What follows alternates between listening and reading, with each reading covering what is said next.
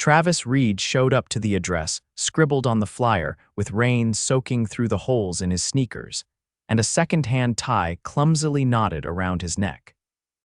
He shifted his daughter's tiny backpack on his shoulder while she clung to his hand, her wide brown eyes scanning the towering stone house in front of them. "Is this the right place, Daddy?" she whispered. "I think so, Addie," he replied, swallowing hard as he glanced up at the heavy oak door.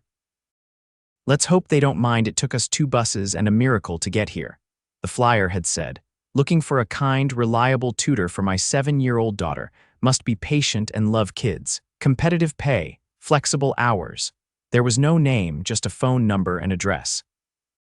Travis had called, and the woman's voice on the other end had been warm but businesslike. She asked if he had a background in education. He didn't, but he told her about homeschooling Addie for the last 2 years, and she'd invited him to come meet her and her daughter. He rang the bell. The chime echoed like something out of a movie. 2 seconds later, the door opened, and there she was. Dark hair swept into a sleek twist, sharp cheekbones. Eyes the color of storm clouds, Dahlia Carson looked like she belonged on a magazine cover, not standing barefoot in yoga pants with a coffee mug in hand. "You must be Travis," she said, her gaze flicking to Addie and softening. "And you brought your daughter, that's perfect." Travis cleared his throat. "Yeah, this is Addison, Addie." "Hi," Addie said shyly. Dahlia crouched down. "Hi, Addie, I'm Dahlia. My daughter Ava is upstairs finishing a puzzle. You two might get along." Addie looked up at Travis, who nodded, and she stepped inside. The house was insane. Marble floors, glass staircase.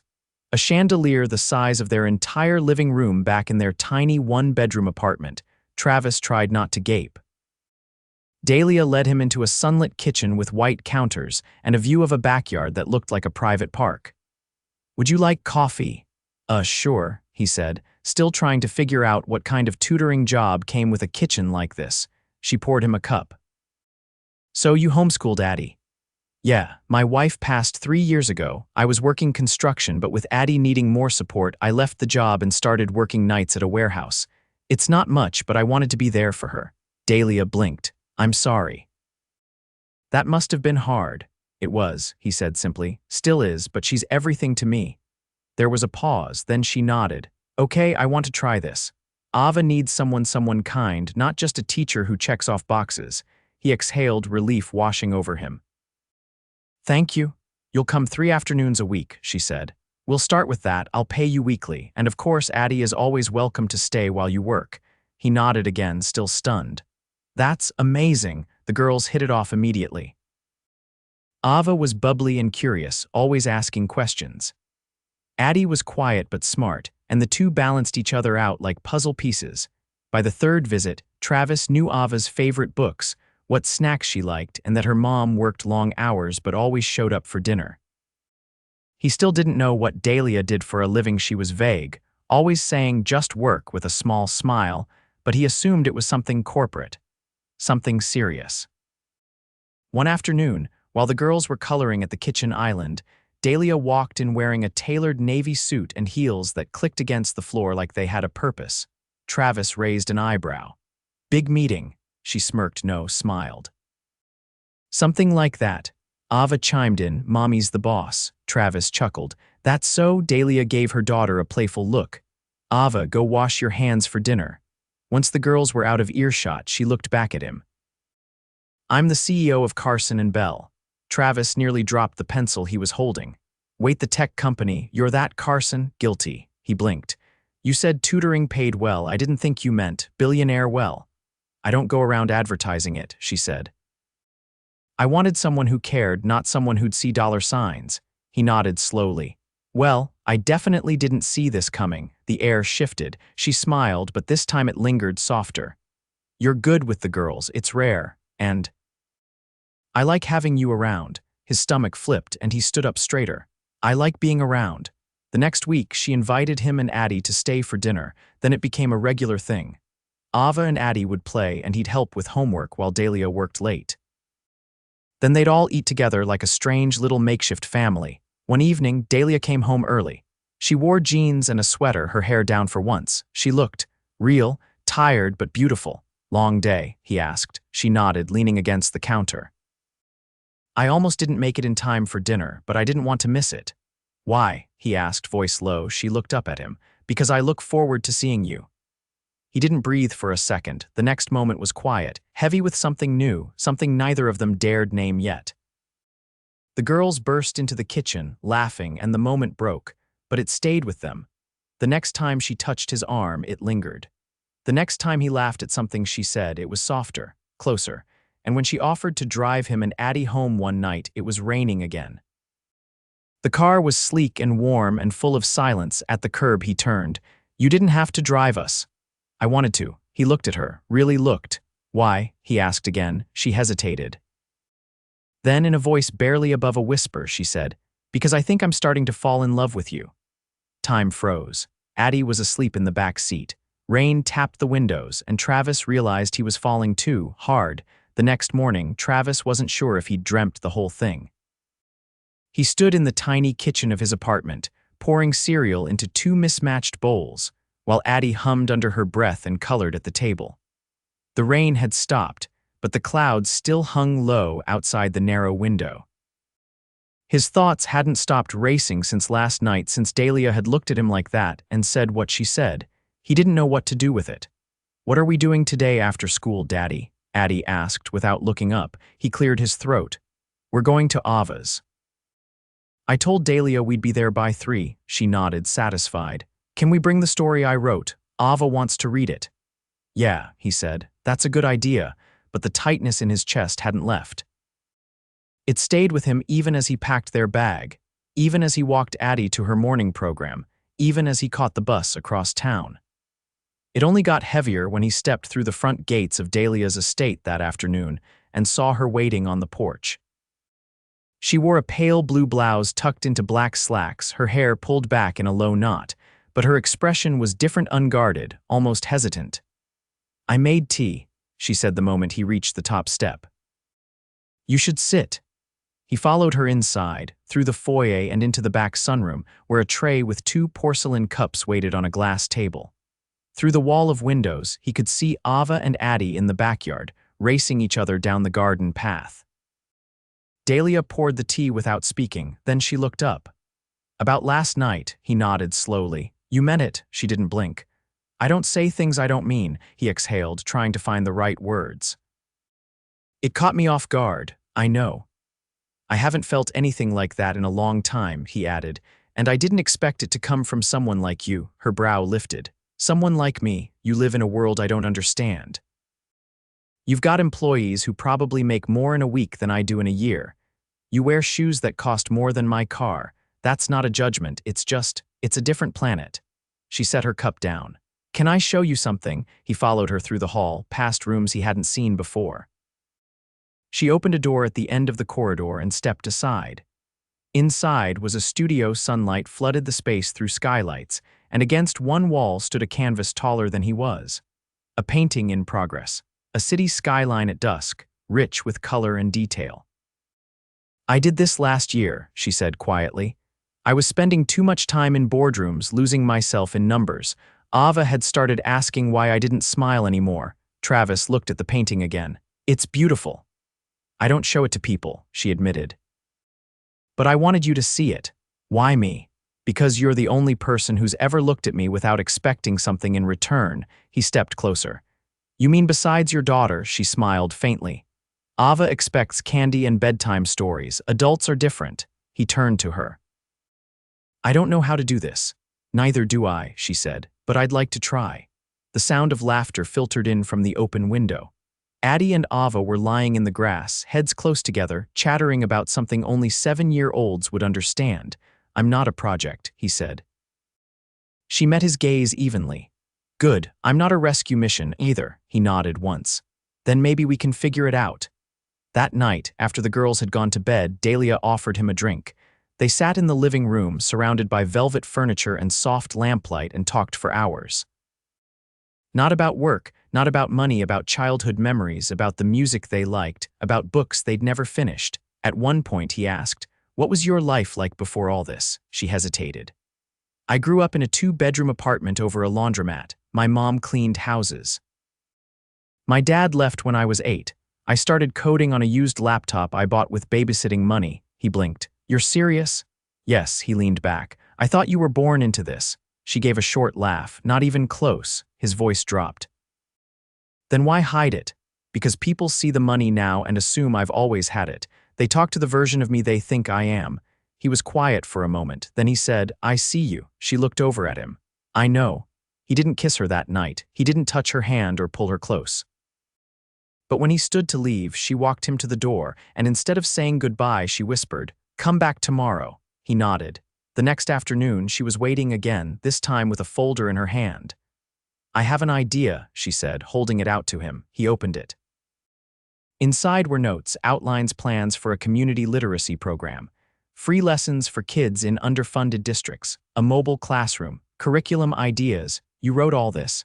I started it last year, she said, but I couldn't find the right person to run it until now. He stared at the papers. You want me to run this? You're already doing it. You just need a bigger table. He glanced up. This is huge, she nodded. It could be, but only if you say yes. He folded the folder closed. Let me think about it, of course. Later, as he and Addie left, she handed him something else, a small envelope. Open it when you get home. He did. Inside was a handwritten note. No business stationery, no logo, just ink on cream paper. It read, You changed my life the moment you walked through my door. I hope I can do the same for you. Travis stared at it long after Addie had fallen asleep. And for the first time in years, he let himself hope.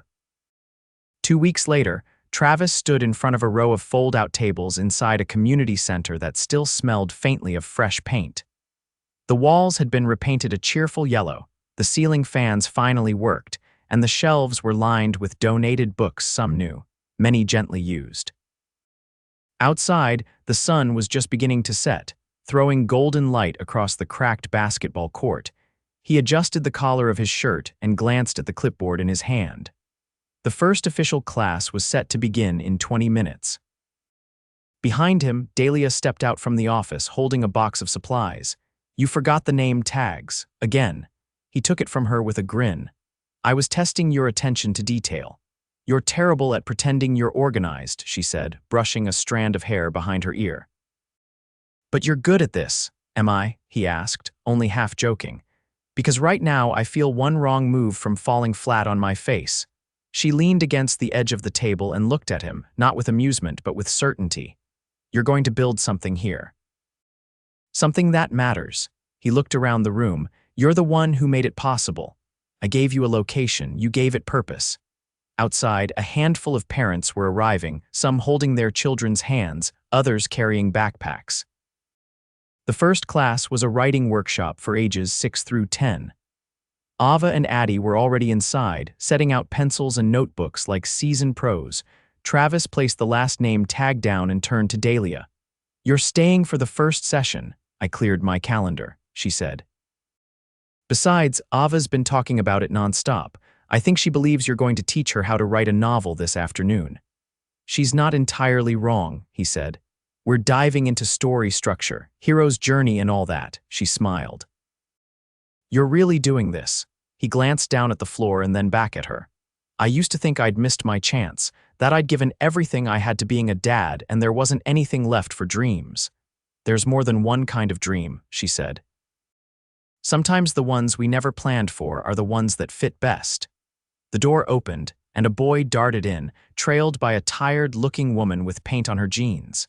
Travis greeted them by name, handed the boy a worksheet, and directed him to a seat. When he turned back, Dahlia was watching him with something unreadable in her expression. What? He asked. You belong here, she said. That night, after the last child had gone home and the girls were curled up on beanbags reading together, Dahlia offered to help him clean up. They worked in silence for a few minutes, collecting stray crayons and stacking chairs. Then she said, I've been thinking about something. He looked up. Yeah, she hesitated. It started so unexpectedly. And I think I've been afraid to ask where it's going. He set the last chair in place and crossed the room to her. You don't have to be afraid. I've never done this, she said. Not like this. I've dated, sure, but not with someone who sees past the surface. It's terrifying. He reached for her hand. That makes two of us, she exhaled, and something in her shoulders eased. I want to stop pretending this is temporary. Then we don't pretend, he said. We figure it out one day at a time.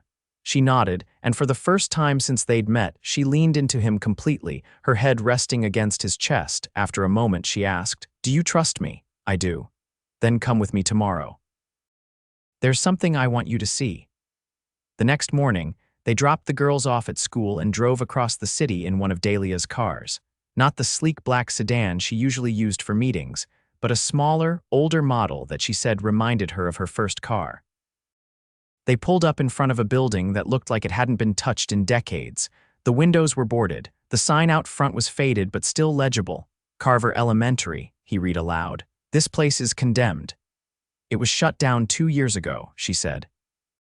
"But the property's still owned by the city. I'm thinking of buying it," he turned to her. "Why?" "I want to turn it into something new, a school, a real one, with teachers who care, programs that matter, and space for families who have been overlooked." He let out a low breath. "That's not a small thing." "No," she said, "but I don't want to do small things anymore." He studied her, the way her gaze stayed fixed on the broken building like she could already see what it would become. "We could do it together," she said, "if you wanted." He didn't answer right away. The idea was overwhelming, huge.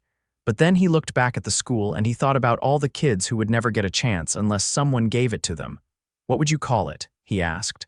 "I was thinking Addison Academy," she said, his throat tightened. "That's a lot to name after my daughter."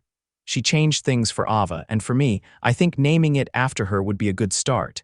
He turned to her, stunned. "You're serious? I've never been more." The rest of the day passed in a blur. They met with an architect she trusted, walked through the building with flashlights and hard hats, and drafted a preliminary plan. But by the time they picked up the girls and returned to Dahlia's house, the excitement had faded into something quieter, the realization that nothing would ever be the same again.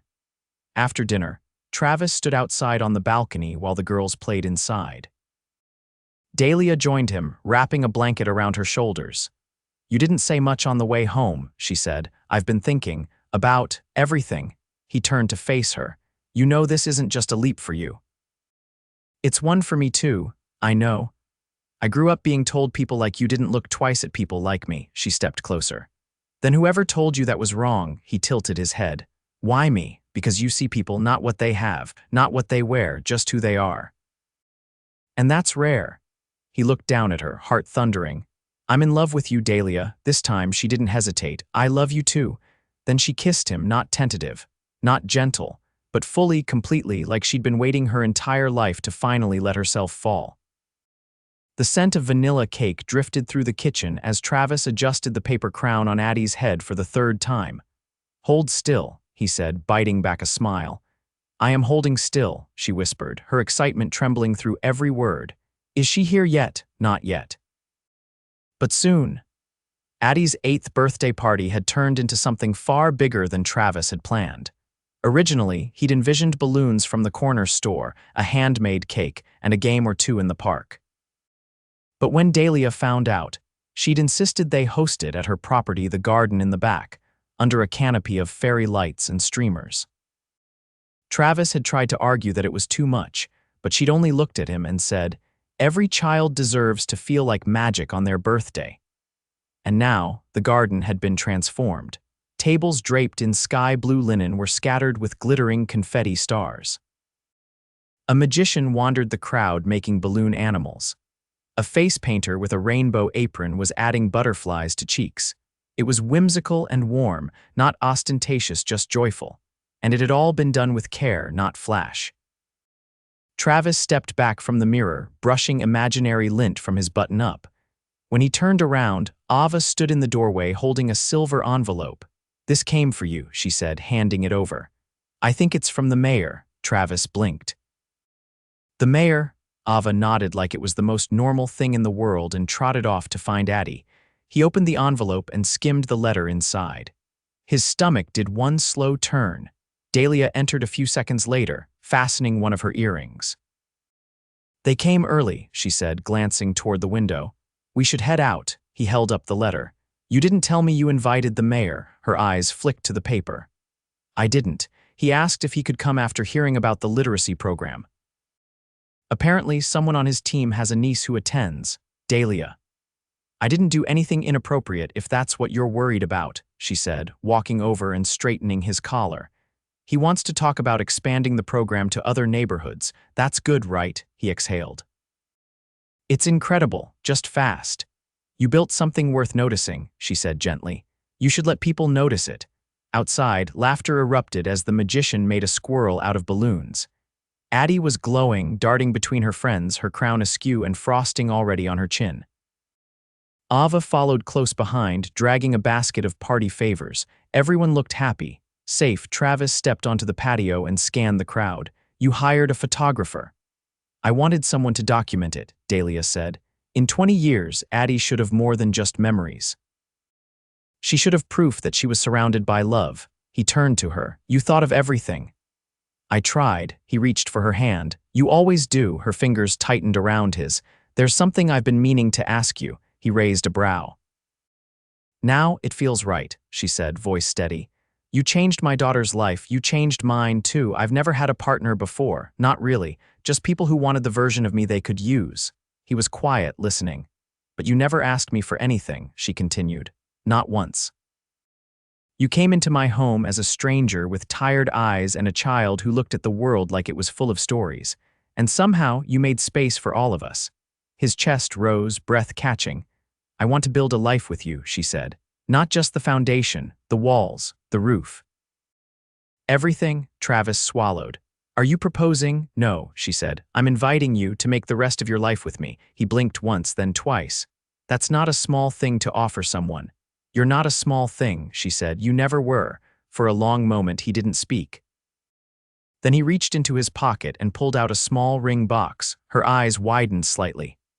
I didn't plan on doing this today, he said, but I've been carrying this for weeks, waiting for the right moment. He opened it. A simple gold band with a tiny diamond in the center. I never thought I'd get another chance, he said.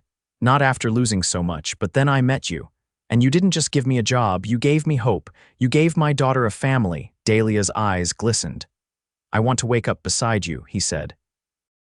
I want to take Addie to school and pick Ava up from her chess club and argue about what kind of mulch we're using for the new garden. I want all of it, with you. She didn't wait for him to finish. She wrapped her arms around his neck, kissed him full on the mouth, and whispered against his lips, yes.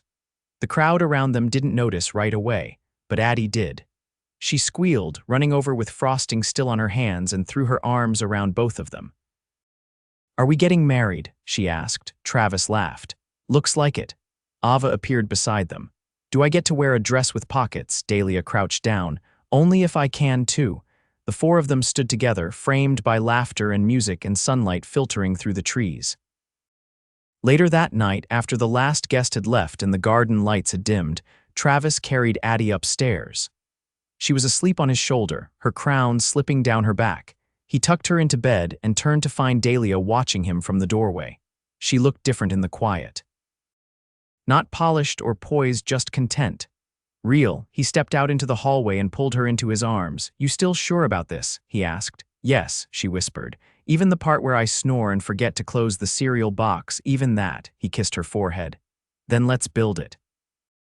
The whole thing, she nodded. Together. And they did. Over the next year, Addison Academy opened its doors, the classrooms filled with chatter and scribbled dreams. The garden in the back grew wild with sunflowers. The literacy program expanded across 3 districts.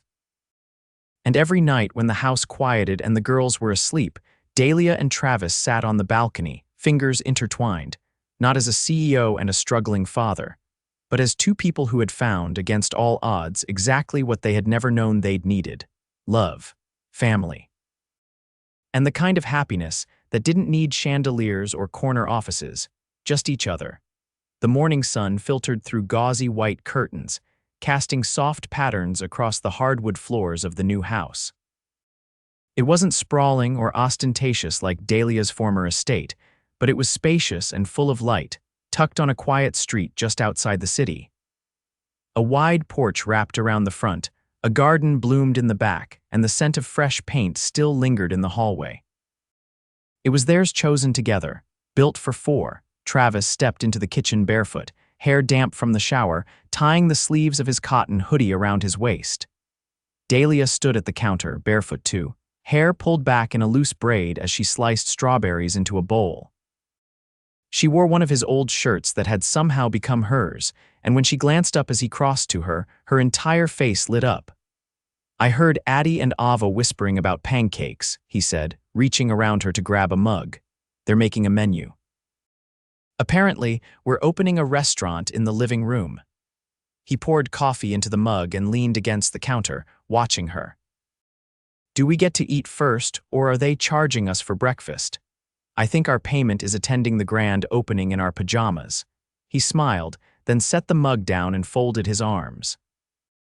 "You have that look again." "What look?" "The one you get when your brain's already 3 steps ahead." She set down the knife and braced both hands on the counter. "I got a call last night. The city wants to partner on an after-school expansion. They're offering a long-term lease on the old library by the river. Rent-free if we turn it into a community center." He straightened. "That's how do you feel about that?" "I want to say yes," she said, "but not without talking to you first." "I promised we'd make decisions together now." He tucked a strand of hair behind her ear. "Then let's do it. You've always seen what a place could be before anyone else believed in it." She looked up at him slowly. "So have you." Down the hall, 2 sets of feet thundered across the floor. The girls burst into the kitchen, Addie holding a crayon-drawn menu and Ava dragging a small stool behind her. Addie waved the paper. "You're our first customers." Travis crouched down. "What are the specials today?" Ava stood on the stool and read aloud. "We have rainbow pancakes, mystery juice, and toast with extra butter fillings." Dahlia crouched next to him, whispering, "I'm a little afraid of the mystery juice." He leaned closer. "I think I'll risk it." They sat cross-legged on the living room rug as the girls served them, giggling every time a pancake flopped or a napkin was accidentally dropped. Dahlia's arm brushed against his as she reached for her cup, and the casual intimacy of it, the way it felt like second nature, now hit him with a soft, warm thud. After the restaurant closed, the girls retreated to the backyard to work on their chalk mural. Travis and Dahlia stayed inside, curled up on the couch as the sound of laughter floated through the screen door. She rested her head on his shoulder. "I've been thinking about the wedding." He turned his head slightly. "You've had something planned for weeks, haven't you?" "Not planned," she said, "but imagined. I want to do it here, in the backyard. Just us and the people who have been part of this from the beginning." He considered that.